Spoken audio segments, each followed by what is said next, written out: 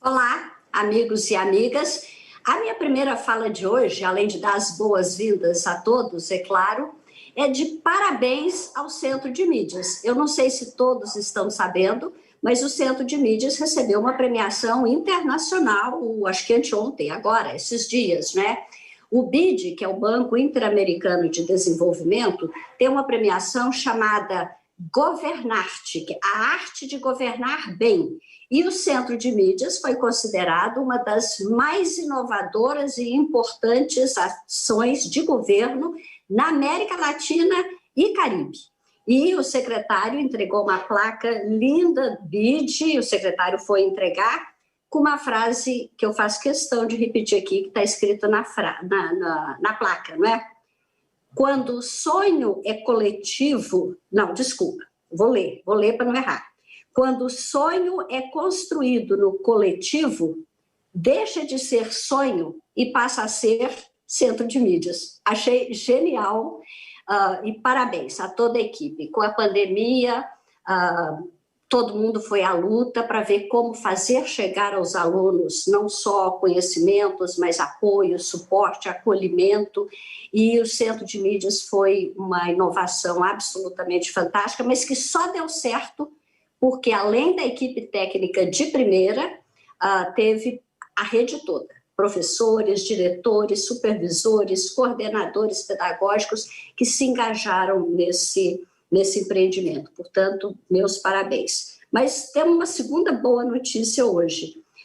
Daqui a pouco, às 16h30, pelo canal da TV Escola, vai sair o resultado do Prêmio Gestão Escolar 2020. E tem uma escola nossa, a Escola Estadual Orlando Maurício Zambotto, foi classificada como a melhor escola em gestão escolar da região Sudeste e está lá junto com a representante do Sul, do Centro-Oeste, Norte e Nordeste, disputando o primeiro lugar. Independente do resultado, que sai daqui a pouco, como eu disse, né, a diretora Camila, com quem eu já conversei, já dei os parabéns e está feliz da vida, é a nossa entrevistada do Reinventando da semana que vem. Portanto, estão todos convidados para conversar com a Camila e, como eu disse, independente do resultado, porque a Escola Zambotto já foi considerada a melhor do Centro-Oeste e uma das 5 melhores do Brasil na área de gestão escolar. Parabéns, portanto.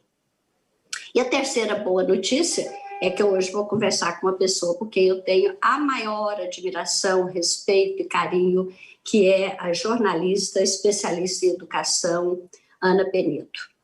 Todo mundo da educação já viu falar no Instituto Inspirare, no Porvir, na plataforma, numa série de coisas. Eu não sei se todo mundo sabe que tudo isso tem dedo da Ana, aliás, dedo não, tem dedo, mão, coração, neurônio, trabalho, empenho, competência. Ela não está mais no Inspirare, ela está caminhando e o dedo, coração, neurônio, trabalho, todo o empenho dela atualmente está muito voltado para o ensino médio, que é o nosso grande assunto de hoje. E a Ana traz um lado diferente. Nós já conversamos aqui sobre ensino médio com várias pessoas, falando sobre a arquitetura do curso, sobre os itinerários formativos, sobre os desafios, mas nunca falamos sobre a formação geral básica e eu confesso que isso me preocupa, porque às vezes eu tenho a impressão, conversando com algumas pessoas, de que tudo bem, o ensino médio vai começar agora em 2021, mas não precisa preocupar muito não, porque é só o primeiro ano, não tem nada de diferente no primeiro ano. Em 2022 é que começam os itinerários formativos. E, na verdade, não é bem assim, né? E é para isso que é por aí que nós vamos conversar com a Ana, mas eu não posso deixar de falar um pouquinho do currículo dela, que é super de dar orgulho, né?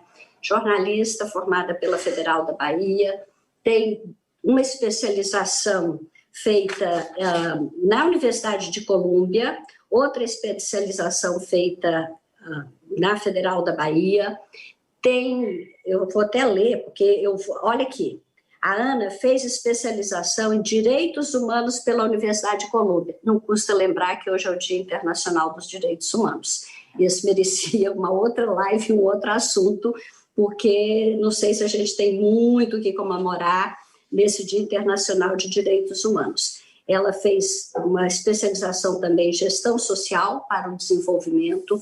Ela é fellow da Ashoka. A Ashoka foi representante do Unicef para São Paulo e Minas, fez aquele Advanced Leadership Initiative da Universidade de Harvard, e ela acaba de lançar um livro maravilhoso, vou fazer uma propaganda aqui, um livro maravilhoso que se chama Os Últimos Melhores Dias da Minha Vida. E vocês vão entender por que eu trouxe esse livro aqui e por que ele vai ser parte da nossa conversa. O jornalista Gilberto Dimenstein, de quem a Ana é viúva, foi uma figura muito importante na educação. Aliás, eu conheci o Gilberto antes de conhecer a Ana. Eu vim a São Paulo uma vez conhecer o projeto Cidade Escola Aprendiz da Vila Madalena. E os dois formaram sempre um casal muito ativos, militantes pelos direitos humanos, pela educação, por tudo de bom. Vocês vão conhecer a Ana e vão adorá-la. Mas voltando, ao longo da conversa isso vai aparecer, mas voltando ao ponto de início, até para passar a palavra para ela, que eu já estou doida para ouvi-la, aquela observação que eu fiz, Ana, sobre não ter muita mudança no primeiro ano do ensino médio, ela faz sentido? O que há de novo no novo ensino médio? Vamos começar por aí, Ana? Obrigada pela presença. Obrigada a você, Raquel, por essa introdução tão generosa e pelas muitas oportunidades que você tem me dado ao longo da vida de contribuir com as políticas educacionais, com a educação pública no Brasil. E eu acho que essa pergunta é absolutamente pertinente, porque a mudança no ensino médio ela é muito mais profunda do que a introdução da flexibilização curricular que os itinerários permitem, né? A mudança mais importante é justamente a de como que a gente envolve o aluno, o estudante, no processo de ensino e aprendizagem e na vida escolar. A ideia de que a gente faça uma escola centrada no estudante, que muitas vezes as pessoas se confundem que, então a gente vai deixar o aluno fazer o que ele quiser. Não é isso. O que a gente precisa é entender quem é esse aluno, quais são os interesses, as necessidades que ele tem para se preparar para a vida no século XXI, quais são as dificuldades que ele carrega, as potências também. E, principalmente, esse perfil desses alunos que já nasceram, né, nesse milênio e que aprendem de um outro jeito. Eles lidam com o conhecimento e com a aprendizagem de uma outra maneira. Então, muitas vezes, a gente faz uma escola que é para a gente, ou que é para o aluno que a gente foi, o aluno que a gente teve um dia, mas a gente não está fazendo escola para esses alunos que estão hoje nas nossas salas de aula. E a maior mudança que o novo ensino médio propõe é isso, que a gente conheça esse aluno e que a gente faça uma escola centrada no que ele demanda e precisa. A outra coisa muito importante que o pessoal da rede já me ouviu também falar muito é de que a educação básica no Brasil hoje tem que promover desenvolvimento integral do estudante. Então, não vai adiantar a gente continuar fazendo a nossa aula voltada só para a aquisição de conteúdos ou para o desenvolvimento de competências intelectuais, acadêmicas. A gente precisa se preocupar em desenvolver o nosso estudante em todas as suas dimensões.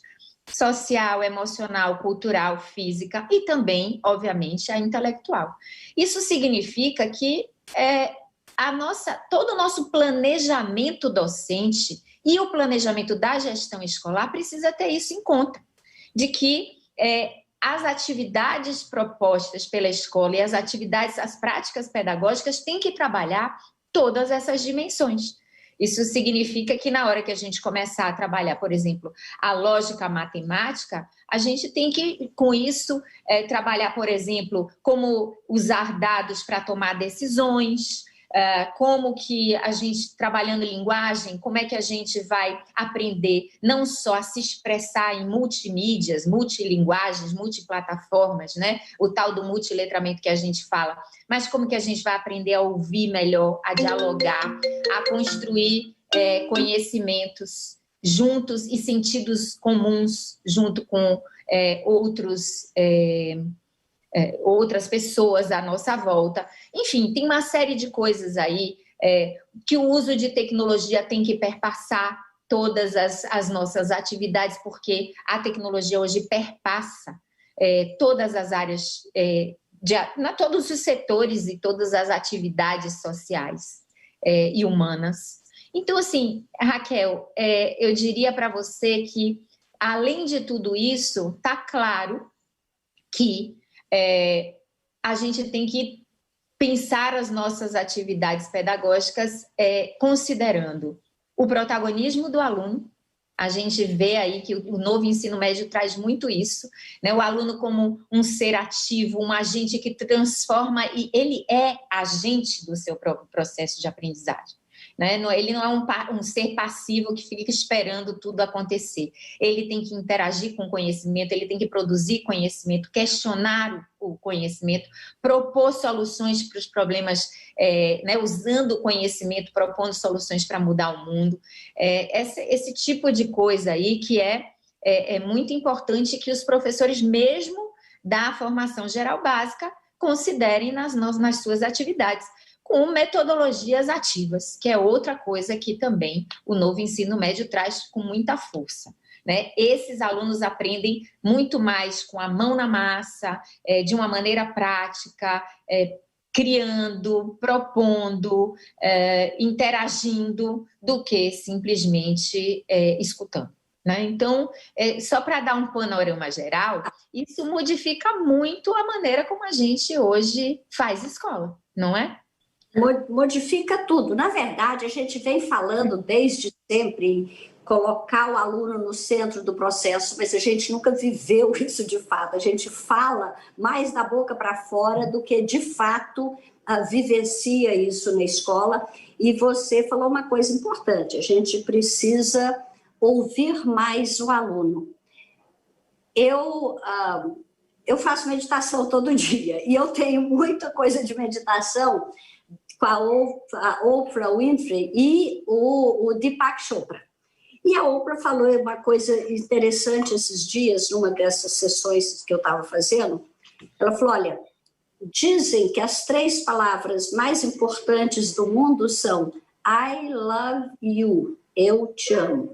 E eu acho, ela dizia, que as 3 palavras mais importantes são I hear you, eu ouço você.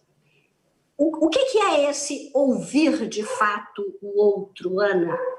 A gente fala em empatia, mas a gente fala mais do que vive muita coisa. Eu queria dissecar um pouco esse ouvir o outro. O que é ouvir o aluno? Quem é esse aluno? Quem são as juventudes de que a gente fala? Que a nossa escola tem várias juventudes. É claro que um jovem que quer ser empreendedor e ficar rico é diferente do jovem que sonha transformar o mundo pela natureza, pelo contato com a natureza, pela sustentabilidade, ou de um outro que legitimamente é religioso e quer ser cantor gospel. Enfim, a gente tem uma diversidade muito grande de jovens que não dá para falar no jovem brasileiro, né? A gente fala nas juventudes. O que significa isso? O que são essas juventudes e o que é ouvir essas juventudes? Acho que a primeira coisa é a gente tentar desmontar todo um sistema de crenças, de preconceitos, de estereótipos que a gente construiu em relação aos jovens. E é muito interessante, porque isso acontece em todas as gerações. Né? Quando a gente foi jovem, também a gente achava que era incompreendido. Não é uma coisa recente desta geração agora. Mas eu acho que como o mundo mudou muito bruscamente, muito profundamente nessa virada de milênio, fica ainda mais difícil para quem é do século passado entender quem já nasceu neste século. né? São formas de estar no mundo, de se relacionar com o mundo muito diferentes. E isso tem gerado, eu percebo, um incômodo muito grande nos adultos de modo geral e nos professores de forma específica, particular. Porque eles testam a gente o tempo inteiro, não só quando eles afrontam a gente, o que acontece com alguma frequência, porque a adolescência é esse momento de confronto, né? De será que as coisas precisam ser todas do jeito que são? Eu posso propor mudanças para o mundo, eu estou chegando novo. Mas eles confrontam a gente também, porque eles nos oferecem outros desafios pelo fato de eles já estarem muito familiarizados com a tecnologia, por exemplo, e muitas vezes a gente não está. O que realmente a pandemia proporcionou aí foi essa oportunidade da gente também se desafiar a estar em contato e se familiarizar com a tecnologia. Mas eles vão nos fazendo provocações, né? Quando a gente pergunta para o estudante com quem você mais aprende, ele diz com o YouTube. É a nossa autoridade de professor que muitas vezes fica questionado. É óbvio que não é assim. Porque ele pode aprender com o YouTube o tutorial lá das coisas que ele tem interesse, mas um bom professor, um educador, que é capaz de desafiar, de trabalhar valores, de ter esse olhar atento, de se importar com aquele ser humano que está na frente dele em desenvolvimento e oferecer os caminhos e os recursos necessários para essa pessoa atingir o máximo da sua potência enquanto ser humano, enquanto cidadão, enquanto profissional, isso não tem YouTube que substitua. Agora, se a gente não quer ser comparado com o YouTube, a gente precisa ser esse educador, que não é o transmissor do conhecimento, porque o transmissor do conhecimento, talvez o YouTube tenha recursos tecnológicos e de comunicação para até ser melhor do que a gente. Mas esse educador que realmente faz diferença, que muda a vida de um aluno, esse só o educador que está lá, né? O ser humano que foi preparado, que se preparou e que tem essa vocação e esse compromisso profissional. Então, escutar o aluno de fato, sem esses filtros, entender o que ele está nos dizendo, seja com sua oratória, né? Quando a gente pergunta para ele, você gosta da aula? Poderia ser melhor? Você gosta da sua escola? Ela poderia ser melhor? Como que ela pode ser melhor? Como também a gente perceber as reações, as atitudes, né? Porque as atitudes falam muito também. Quando uma escola é depredada pelos seus próprios alunos, eles estão dizendo alguma coisa para a gente. Eles não estão só dizendo, como a gente às vezes quer escutar, não recebeu educação em casa, vive numa comunidade violenta. Não, eles estão dizendo que ali, naquela escola, tem alguma coisa incomodando, que eles têm uma necessidade de manifestar esse desconforto, né? Tem essa necessidade de manifestar, às vezes, essa revolta. Porque uma escola que cuida, ela também é cuidada. Um professor que cuida, na grande maioria das vezes, é cuidado. E se ele não é cuidado quando ele cuida, é porque tem problemas graves acontecendo no interior desse aluno que também precisam ser encaminhados. Então, uma escola que cuida, um educador que cuida, é aquele que também vai construindo redes de proteção que, quando extrapola a competência dele, ele sabe encaminhar para assistência social, para o psicólogo, para o profissional lá de cultura e esporte, seja lá o que for que é demandado, né? Enfim, então, escutar é se importar. Será que a gente está se importando de fato com nossos alunos? Essa é a pergunta. Essa é a pergunta. Olha, eu te falei que esse programa é ótimo porque as pessoas fazem muitas perguntas. Já tem várias perguntas aqui para você, Ana. Primeiro, né, começou com a Adriana Neves falando boa tarde. É muito importante conhecer o nosso aluno e ouvi-lo. É isso mesmo, Adriana. O professor Ricardo está dizendo que a escola, em muitos casos, é a protetora do menor. A gente pode até falar um pouquinho sobre isso também. A professora Maria Eres, boa tarde, eu sou a professora Maria Erisvalda, da Escola Estadual Vicente Melro Guarulhos. Muito boas essas informações. A professora Jaqueline está dizendo, né, parabéns pelo tema abordado, podemos nos planejar para o novo ano. Jovens que sonham transformar o mundo e necessitam ser ouvidos. A professora Heloísa, uau! Você deve ter falado alguma coisa, eu acho que foi na hora do YouTube, porque a pergunta, o uau dela chegou naquela hora. O professor Clodoaldo está fazendo uma pergunta que eu queria que você respondesse. Como a neurociência pode contribuir para a formação integral do educando? E o professor Márcio também está concordando plenamente nessa fala, parabéns. Então, acho que tem, né, primeiro agradecer todos os comentários que estão chegando, mas talvez a neurociência, né, valha um pouquinho de aprofundamento, e o próprio fato da escola proteger, de certa forma, ser a protetora do menor. Eu acho que pode ser? Pode ser. Então, vou começar por essa questão da neurociência, que assim, eu tenho aprendido muito com a neurociência, porque de fato o cérebro desses alunos de hoje, ele aprende de outra maneira. E a gente entender que maneira é essa, né? Que estímulos são capazes de gerar mais aprendizado, é fundamental, porque aquela ideia de que a gente não pode trabalhar só com o empirismo ou com aquilo que a gente soube um dia. A gente precisa atualizar nossas informações e a gente precisa de dados, informações e evidências para subsidiar as nossas escolhas enquanto gestor escolar, enquanto professor, né? Não pode ser só porque a gente acha que é daquela maneira. Tem que ter algum dado maior que realmente nos dê lastro. E aí a neurociência nos dá muito lastro, porque ela vai mostrando assim, como que está o cérebro do adolescente, do jovem que está no ensino médio, por exemplo. Ele tem um desenvolvimento cognitivo que é mais rápido do que o socioemocional. Então, às vezes, ele tem informações, por exemplo, de que se ele beber muito, vai ser prejudicial para ele. De que se ele correr muito numa moto, ele vai se acidentar. Porém, o emocional, muitas vezes, ainda não é capaz de frear impulsos. E a gente tem que entender, por exemplo, que às vezes o aluno que tem algum tipo de comportamento desafiador na nossa escola, muitas vezes é porque ele tem uma substância ali chamada dopamina no cérebro, né? Que ela está em níveis baixos e isso gera um certo desânimo. E para que esse organismo do adolescente que está com pouca dopamina, para que ele se anime, ele precisa de emoção, ele precisa de prazer, ele precisa de coisas que realmente estimulem.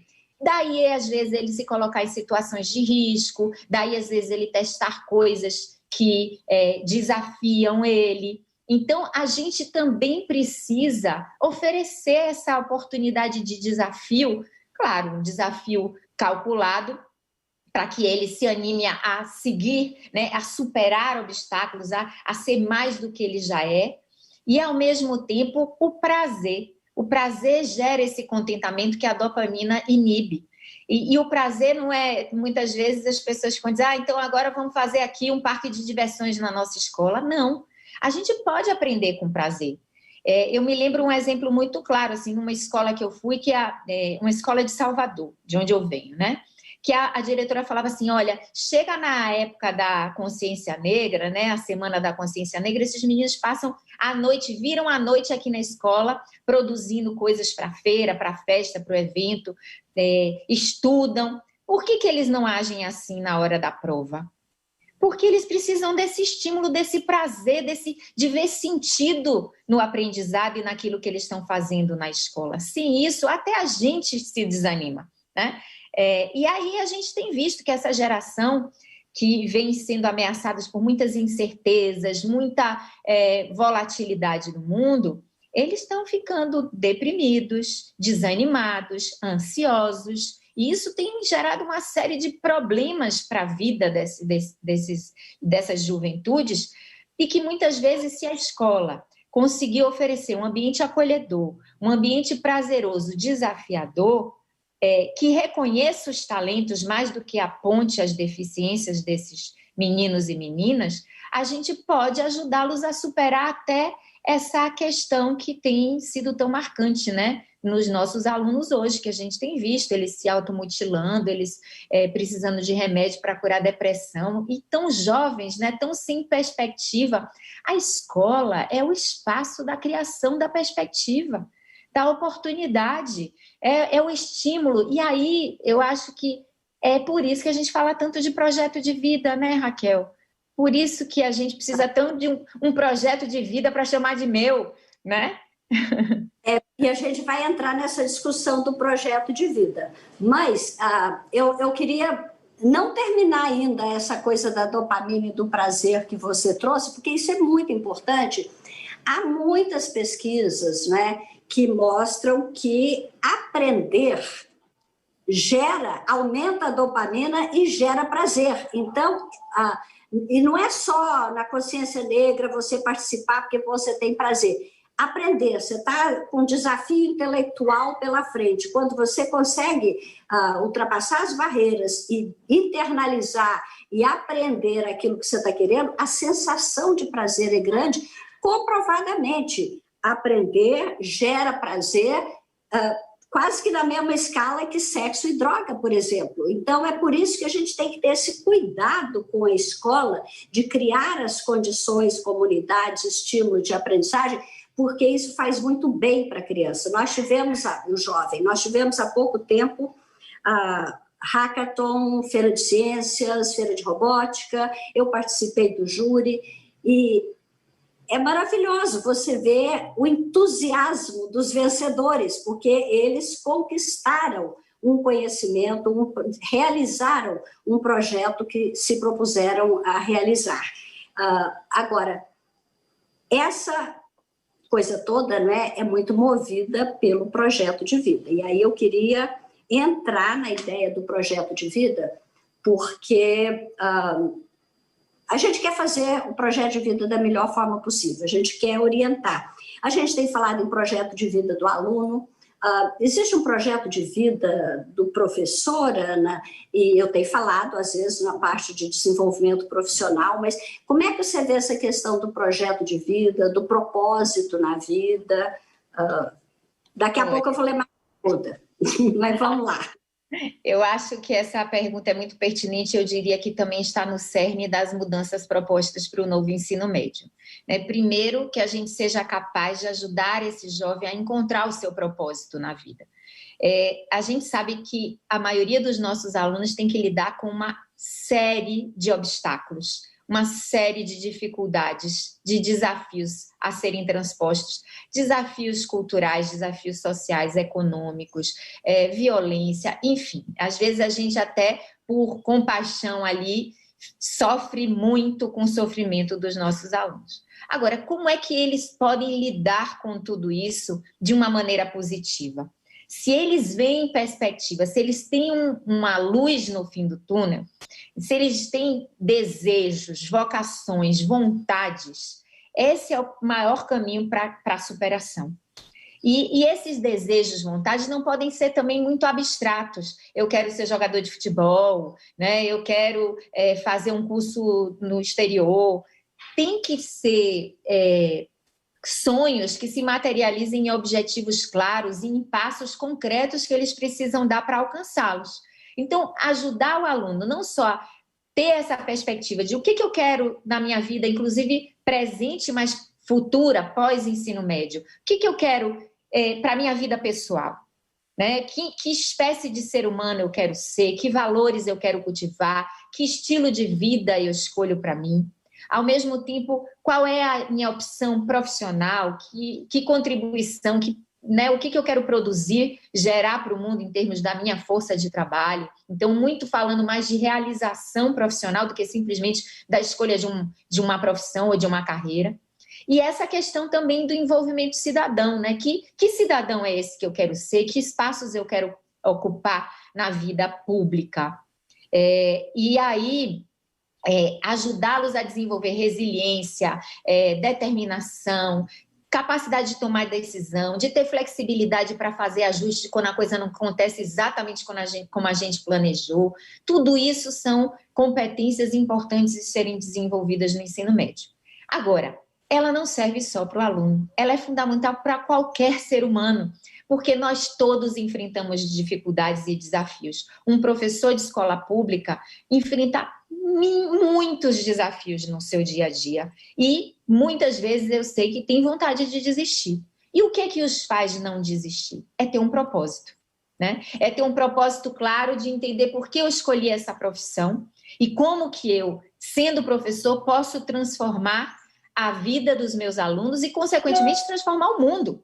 Porque são essas pessoas transformadas que vão transformar a realidade à sua volta. Então, essa reconexão do professor com seu propósito profissional é muito importante. E aí, a gente fala, mas ao o professor pensar o seu projeto de vida, quais seus objetivos, suas metas, desenvolver essa resiliência e capacidade de se realizar profissionalmente, também vem toda a questão de mas eu não posso também promover uma formação do professor que só inclua as questões intelectuais, né, acadêmicas, ele saber mais do seu conteúdo, do seu componente curricular, da sua área do conhecimento, saber mais sobre didática de ensino, sobre gestão escolar, porque hoje, muitos dos desafios que existem numa escola têm a ver com competências socioemocionais ou com inabilidades socioemocionais. Né? Como que eu construo relações de confiança com o meu aluno? Como que eu desenvolvo relação de empatia com esse aluno? Como eu desenvolvo relações de colaboração com os meus colegas? Como eu tomo decisões assertivas? Como eu lido com a tecnologia? Como eu sou crítico, mas ao mesmo tempo criativo e propositivo em relação aos desafios que a minha escola enfrenta?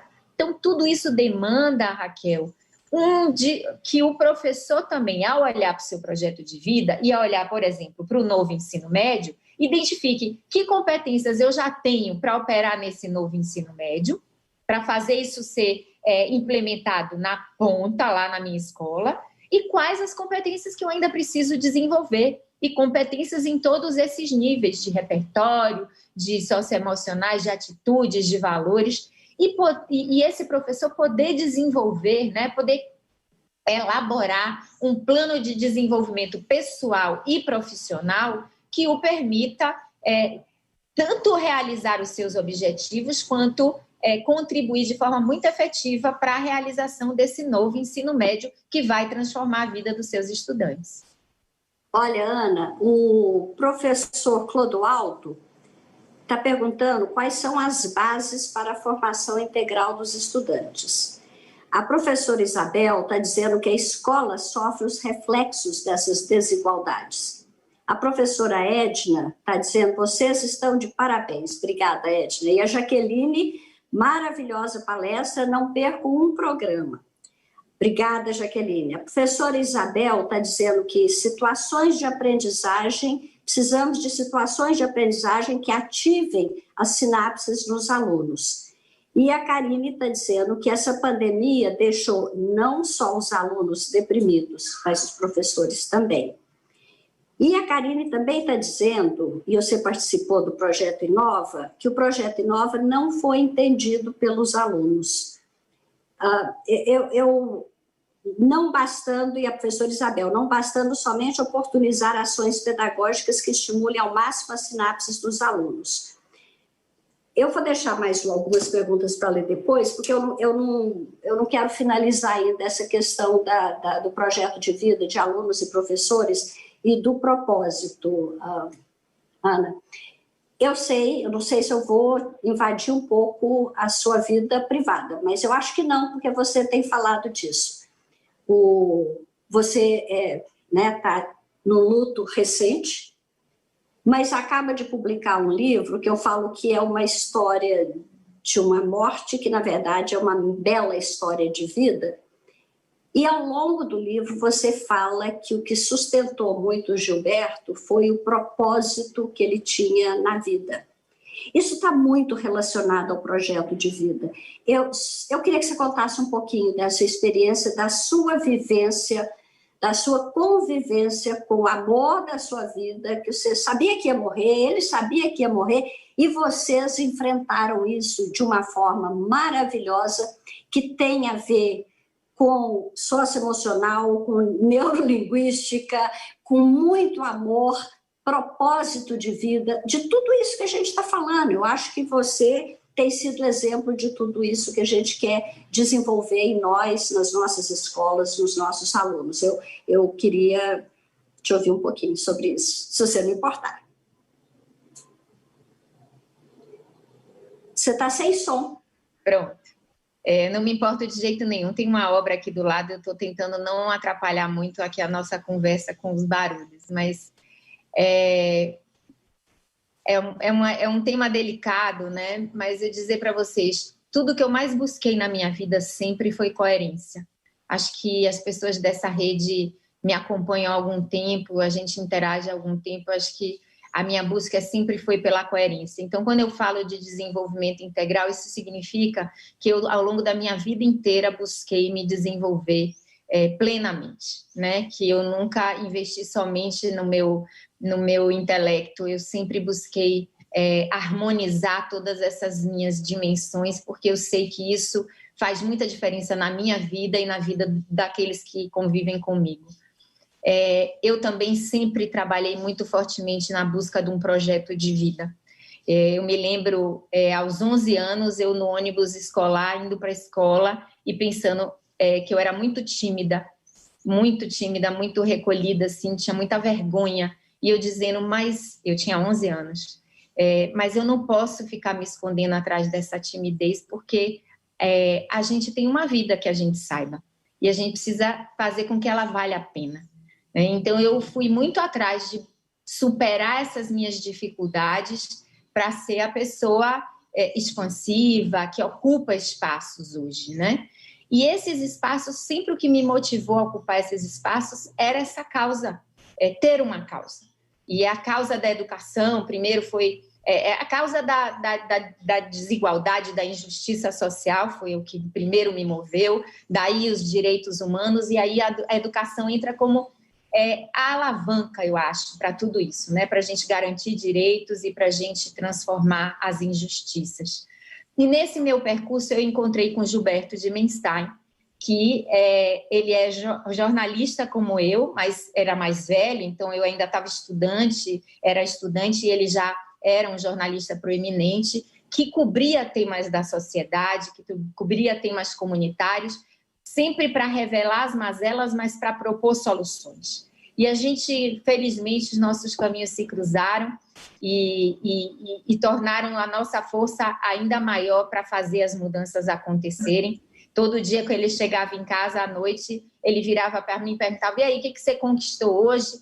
Aí eu dizia, a gente está lá fazendo uma base nacional comum curricular e botando o desenvolvimento integral lá dentro. Aí ele dizia, poxa, eu estou trabalhando aqui com essa ideia de bairro educador, de cidades educadoras. E a gente dizia, a Rua Rodésia ataca outra vez. A Rua Rodésia é onde a gente mora. Então, assim, mais do que as instituições às quais a gente pertencia, era a nossa vida que era devotada a essas causas. Era a Rodésia, né? A nossa casa, nosso lar, que era dedicada a essas questões.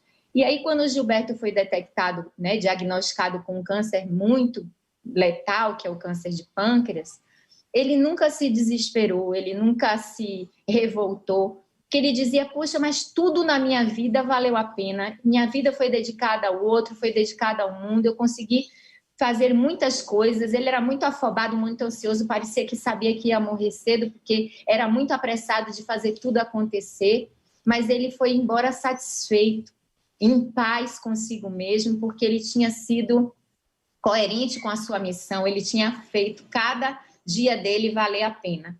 E por isso que ele falou muito francamente sobre a doença e sobre como a proximidade, né, da finitude ou da morte tinha feito com que ele ainda fosse mais fundo em buscar resolver questões emocionais não resolvidas, em estreitar relações que tinham ficado partidas no meio do caminho. Então, nós tivemos aí 10 meses entre o diagnóstico e a partida dele para ele fazer essa travessia, e eu fiz a travessia junto com ele. Eu queria até contar que no dia que nós tivemos o diagnóstico foi uma tarde, e no dia de manhã eu tinha um compromisso com os curriculistas que estavam desenhando o currículo do ensino médio da rede de São Paulo, né? E a Ana Jaquina, a Helena, tinham me chamado para uma oficina com esses curriculistas. Eu estava na Praça da República, sabendo que a gente tinha esse exame à tarde. Até chorei um pouco lá, pedi desculpas, né, para as pessoas que estavam nessa expectativa. Mas, assim, em nenhum momento a gente deixou de cumprir com a nossa missão. E depois eu tive que me afastar um pouco, mas sempre que possível eu ajudava nos bastidores para que tudo rodasse bem, né? Ajudei à frente do ensino médio a construir o que a gente chama de um livrão, que é uma coletânea de materiais para orientar a implementação do novo ensino médio. E, assim, foi uma trajetória de muita cumplicidade, muito amor, mas muita paz, né? Muita paz, porque a gente, também o fato de eu deixar de trabalhar por um tempo para ficar com ele, eu aproveitei cada momento que eu tive ao lado dele.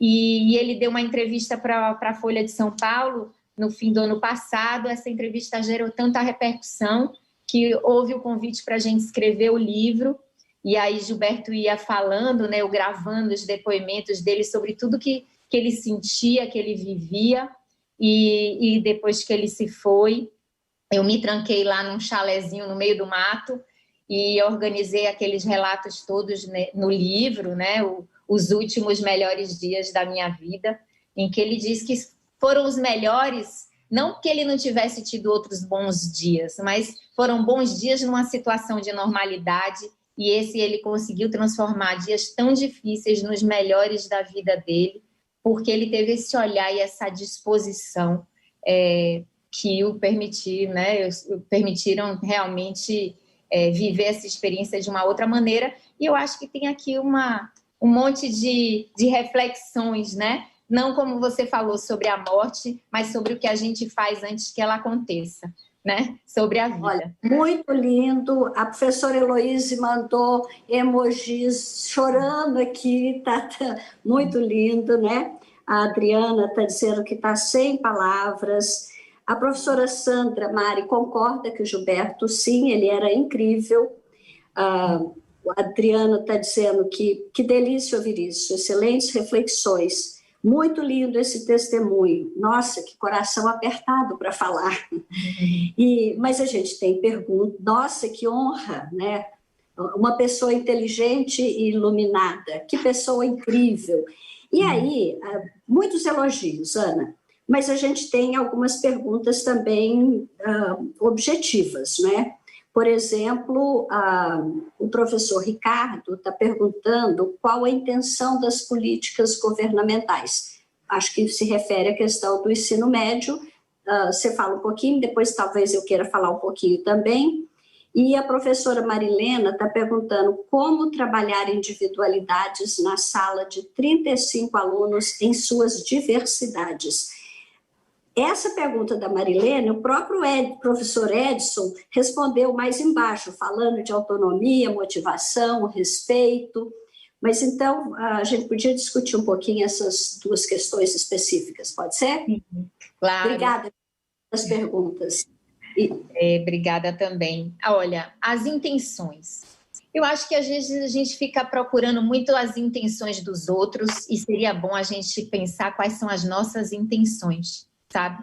Porque eu acho que quando a gente não tem clareza das nossas intenções, a gente sempre se sente manipulado pela intenção do outro, ou a gente corre o risco de ser manipulado pela intenção do outro. Então, eu posso falar das minhas intenções quando eu me associo a esse movimento para a reforma do ensino médio. Eu digo para vocês, como tá, não dá para ficar. Os alunos não estão aprendendo, eles não estão desenvolvendo as competências que eles precisam para furar a bolha da situação de vulnerabilidade, pobreza, falta de oportunidade em que eles vivem. A gente precisa oferecer uma escola que realmente seja transformadora. Então, a minha intenção é tentar transformar essa escola na maior potência que ela possa ser, para que os jovens também possam atingir o máximo da sua potência. Então, eu sei que tem professores maravilhosos nessa escola, que a escola é um ambiente propício para desenvolver todo tipo de experiência positiva, de oferecer outras opções e oportunidades para esses alunos, de conectá-los com horizontes mais amplos, e que isso não é fácil diante das condições materiais que a gente tem, mas quando a gente tem intenções claras, a gente não se perde no meio das impossibilidades e a gente consegue encontrar caminhos. Então, o meu convite para vocês, assim, é para vocês pensarem quais são as suas intenções. Há espaço para as suas intenções nesse novo ensino médio? Porque talvez haja muita, né? Porque se vocês acreditam na centralidade no aluno, que esse aluno precisa ser conhecido e reconhecido do jeito que ele é, que a gente precisa oferecer atividades que façam mais sentido para eles, a gente vai encontrar o jeito de fazer isso acontecer juntos, sabe? Sem ficar entendendo qual é a intenção do outro. É a gente buscar a convergência nessas intenções que todos temos, né? A outra questão da individualidade. São muitos alunos, mas também tem um grupo de professores. E se o professor não trabalhar individualmente, ele talvez consiga dar conta das individualidades do aluno. Mas hoje o que é que acontece? A gente não conversa, a gente não planeja junto, a gente não troca possibilidades, a gente não faz a coisa mais interdisciplinar, então mais colaborativa. Então eu tenho que conhecer sozinho todos os meus alunos. Se eu estou com todos os professores nas reuniões de conselho de classe, nas reuniões de planejamento, entendendo qual é a necessidade de cada turma, né? Quem são os alunos em cada turma que não estão avançando? Por que será? Né? Quem são os alunos na escola que estão apresentando comportamentos que a gente precisa investigar o que está acontecendo ali? Né? Nós todos juntos, enquanto equipe docente, somos um corpo. E esse corpo, se não for fragmentado nas suas individualidades de cada um para o seu lado, cada um atirando para o seu lado, a gente consegue fazer coisas que sozinhos a gente não conseguiria. Ainda mais agora usando tecnologia. A tecnologia também pode nos ajudar a reconhecer dificuldades de cada aluno. Os dados, né? Os dados das avaliações, eles também podem ser usados para a gente entender cada aluno, cada turma, cada escola. Né? Então, se a gente usar tudo isso a nosso favor e não como inimigos ou empecilhos ou entraves, a gente consegue sim. Agora, o olho no olho é o mais importante.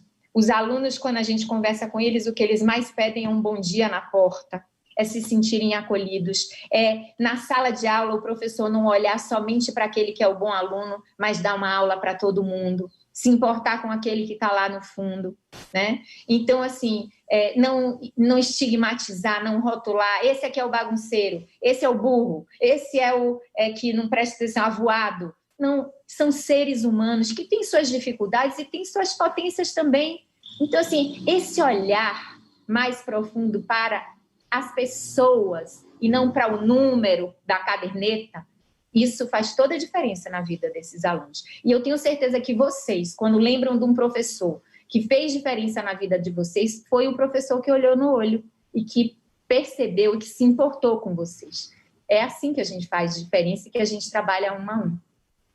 Que olhou no olho, que ouviu, que se importou. Isso que você está falando, Ana, é muito o espírito do que a gente deseja nesse novo ensino médio, nessa nova base nacional curricular, porque quando a gente fala em colocar o aluno no centro do processo educativo, nós estamos fazendo exatamente isso. E aí a gente precisa criar mecanismos dentro de cada escola para que esse corpo de professores tenha oportunidade de, ao invés de fazer um trabalho solitário, fazer um trabalho solidário e trocar opiniões, né? Isso que você falou é muito importante, eu queria reforçar. O Joãozinho está tendo muita dificuldade em matemática. Como que o professor de português, ou de história, ou de filosofia, lidou com aquele aluno? O que eu posso aprender com o meu colega que vai me ajudar a entender essa individualidade desse meu aluno? E uma outra coisa que você também mencionou, que vale a pena a gente lembrar, é a tecnologia hoje. A tecnologia hoje permite uma personalização, que, aliás, é uma das características do ensino híbrido, não é? Híbrido a gente às vezes associa só com tecnologia, não é. Hibridismo é integração.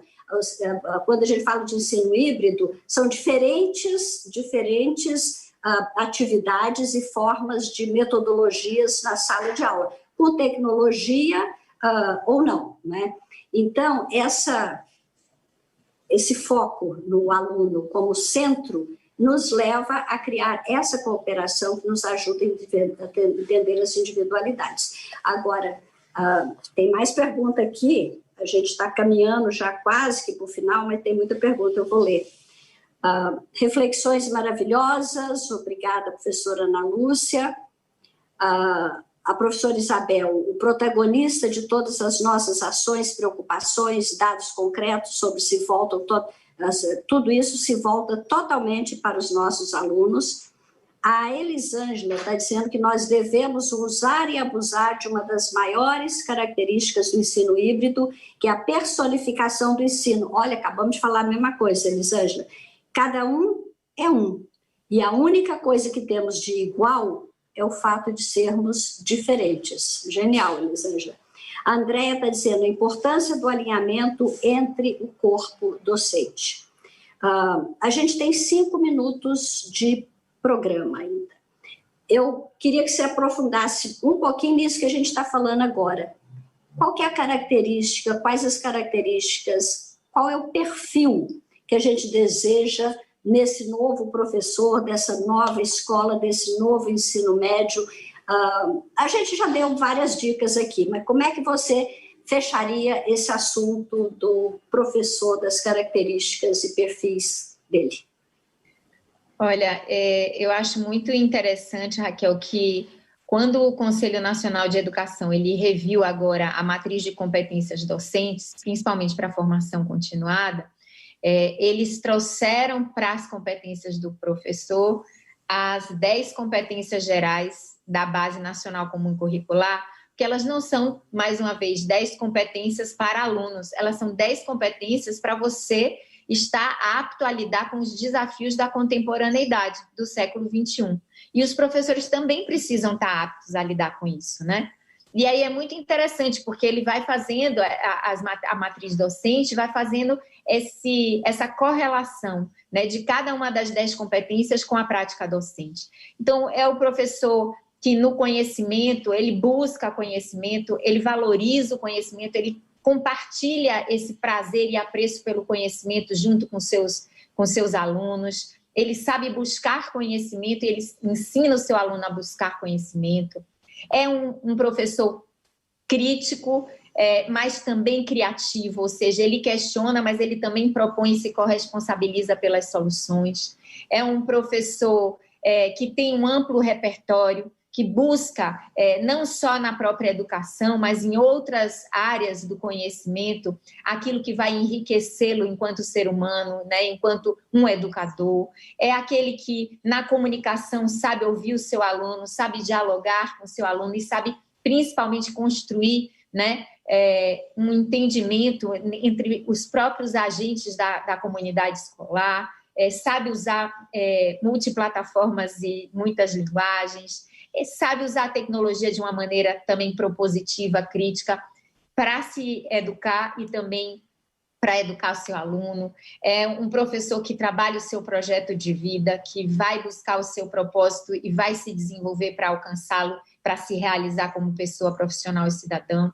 É um professor que sabe argumentar, sabe usar dados, fatos e evidências para argumentar, para ensinar, para dialogar com seus alunos, para convencer seus alunos de determinados caminhos que ele está vendo que sejam mais interessantes, de construir consensos com seus colegas. E no caso das últimas competências, né, um professor que sabe, que se volta para si mesmo, não só aponta o dedo para o outro, mas vai atrás de o que eu preciso melhorar, o que tem de bom que eu posso oferecer, né? Tem esse hábito do autoconhecimento, de poder se cuidar, né? Garantir uma qualidade de vida boa, que tem empatia com o seu aluno, que colabora com o seu colega e que tem esse espírito cidadão, né, de tomar decisões com responsabilidade, com solidariedade, com sustentabilidade, com inclusão e tudo aquilo que a gente espera que ele estimule e fomente no seu aluno. Ou seja, a escola que queremos e o professor que queremos não é aquele de antigamente. A última coisa que a escola pode ser é um lugar onde o professor busca salário e o aluno busca diploma. Esse mundo, graças a Deus, acabou e os desafios são mais animadores, né? Você falou da dopamina, eu imagino que a escola Zamboto, a dopamina está em alta, esperando esse resultado aí do prêmio da gestão escolar. A Marinês está perguntando onde que ela pode encontrar esse livro. Depois você fala para ela rapidinho que a gente já vai encerrar. A Heloísa está, que explicação incrível sobre o ensino híbrido. Professor Enoque, parabéns pelo lindo ensinamento. Um minutinho para você falar onde que encontra o livro e se despedir, Ana. O livro está disponível nas grandes livrarias e também nas livrarias virtuais, né? As físicas e as virtuais, como a Livraria da Vila, a Livraria da Travessa, a própria Amazon. Então, não é difícil de encontrar. Tanto nas livrarias quanto dando um Google, vocês podem comprar pela internet também. Ele foi lançado pela editora Record, então está com uma boa distribuição. E eu acho que é um bom presente de Natal, porque, além de tudo, o preço é bem em conta. Aí, ó, o título está aí. Os últimos melhores dias da minha vida. Deixa eu ajudar a Ana. De Ana Penido e Gilberto de Menstein e Ana Penido. Ana, despedida, acabou o tempo, bem. É isso. Um beijo grande para todo mundo. Tá. Beijo grande para todo mundo e a certeza de que o que nós estamos fazendo não é para implementar uma lei, é para fazer a escola acompanhar de forma prazerosa e linda esse processo de mudança que está acontecendo no mundo e que afeta todos nós. Semana que vem vou estar aqui com a professora Camila, espero que vencedora do Prêmio de Gestão Escolar, senão ela já é vencedora. Um beijo no coração de cada um e muito obrigada pela participação de todos.